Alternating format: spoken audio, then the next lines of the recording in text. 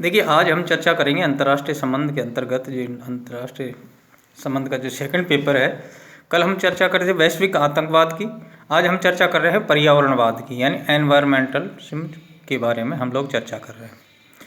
आर्थिक विकास और पर्यावरण क्षेत्र के संबंध में सर्वप्रथम 1972 में स्टॉकहोम ने मानव पर्यावरण पर संयुक्त राष्ट्र सम्मेलन में एजेंडा रखा था और सम्मेलन के बाद सरकारों ने संयुक्त राष्ट्र पर्यावरण कार्यक्रम यानी United Nations Environment Programme UNEP स्थापित किया और उसके बाद में जब से ये पर्यावरण एजेंसी के रूप में काम कर रहा है।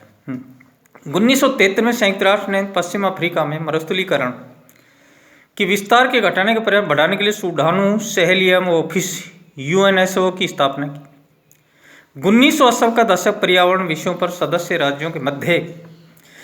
उल्लेखनीय वार्ताओं का साक्षी रहा है और जिसमें ओजोन परत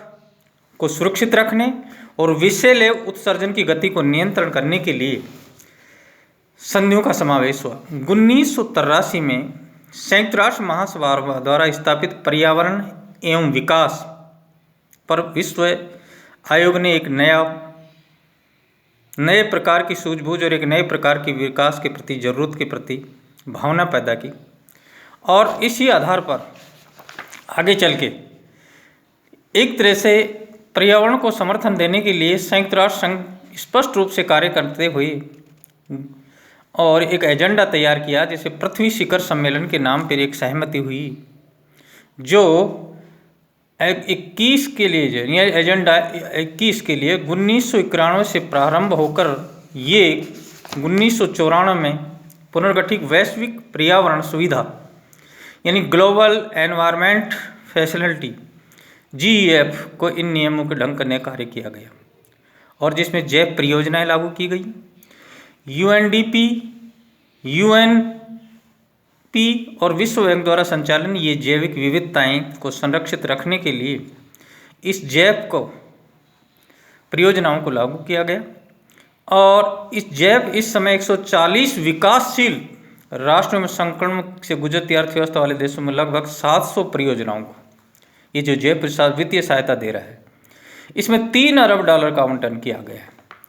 अब तक इसके द्वारा $8 अरब एकत्रित किए गए हैं और संयुक्त राष्ट्र पर्यावरण कार्यक्रम यानी UNEP,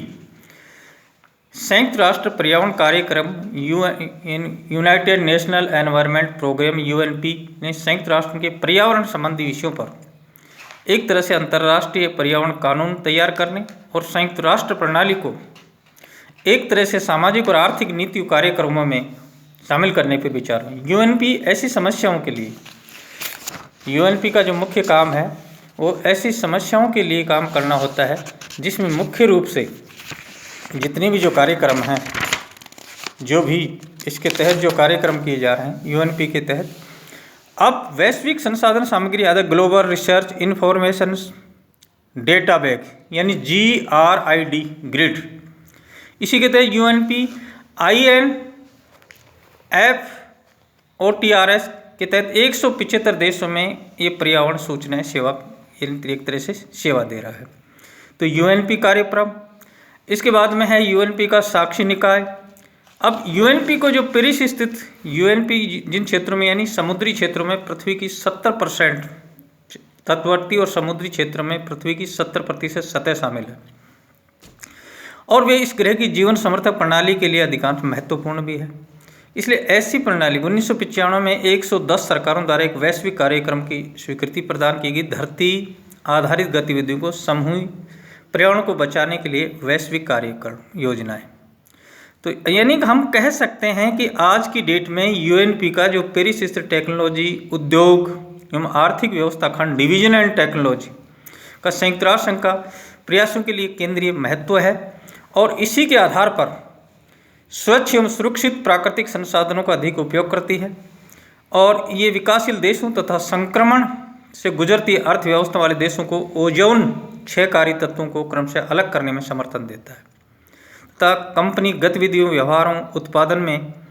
पर्यावरण विचारों को शामिल करने के लिए निजी क्षेत्र के साथ काम करता है। इसलिए हम कह सकते हैं कि UNP